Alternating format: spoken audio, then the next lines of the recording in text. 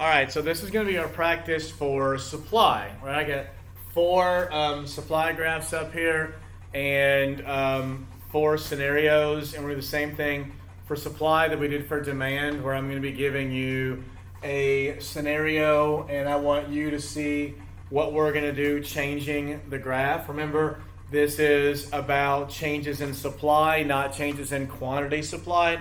Quantity supplied is a change when there's a change in price, right? But this is all going to be a change in sort of an outside force that literally gives us a new supply curve, because when the scenario changes, that is to say when our reality changes, then the nature of the supply curve will shift. Remember, this is a representation of firm behavior under certain conditions, but when certain conditions change, well, then the curve will shift. If it's a change in quantity supplied, that means the only thing has changed has been the price. And we're not doing that now. We're just going to be doing changes in price. So the same thing we did last time. I'm going to talk about the scenario. I want you to pause it, figure out what's going to the change be, an increase, which will be to the right, or a decrease, which will be to the left. Make sure you show your arrows, and then give me the reason why. And remember, our reasons for changes in supply might be changes in input costs, changes in the number of producers, changes in human capital, changes in productivity, changes in technology, changes in government policy, things like that. Okay, let's say this first one here, and all of these, by the way, is a steak restaurant, right? So let's say this is the market for steak restaurants. Okay, so this first one here, the price of beef goes down. So you're running a steak, so a firm is a steak restaurant, and the price of beef goes down. How will that affect the supply of how you're able to supply your steak dinners for people who come in your doors? So if you want to pause it, you can, and then we'll figure out which way the supply curve is going to shift and why. So pause it. Okay. So if the price of beef goes down, that's definitely an input, because steak restaurants have to buy a lot of beef because they're selling that beef for a higher price, cooked beef for a higher. They are buying beef and then cooking it and selling it for a much higher price.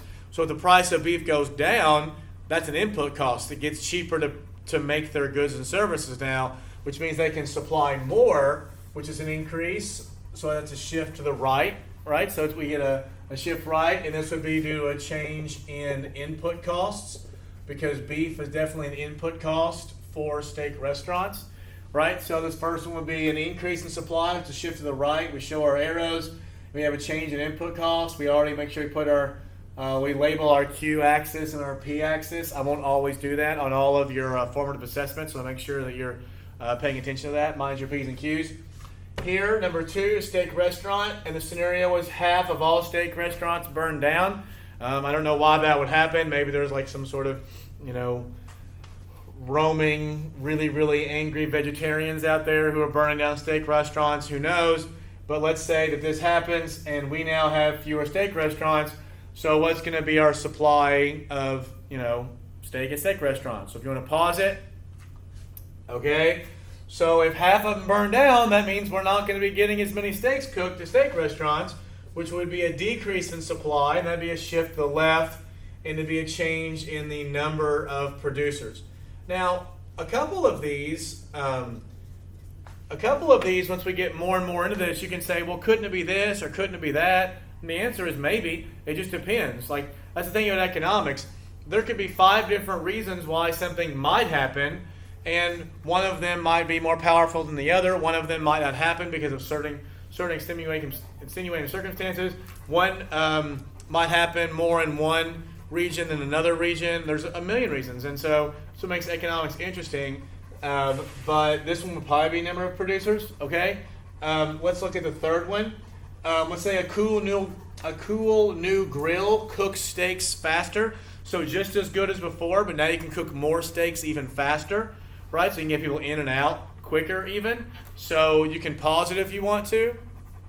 Okay, so if we can make a lot more steaks just as good but faster, then that's going to let us supply more, right? We can cook more, so that'll be an increase in the supply of steaks that we can get at steak restaurants, and that would be due to a change in technology, right? We get better technology, but you can even say maybe a change in productivity. That'd be fine too, because in the end, changing technology and changes in productivity are very often interchangeable. Not always, but traditionally would be interchangeable in their reasons.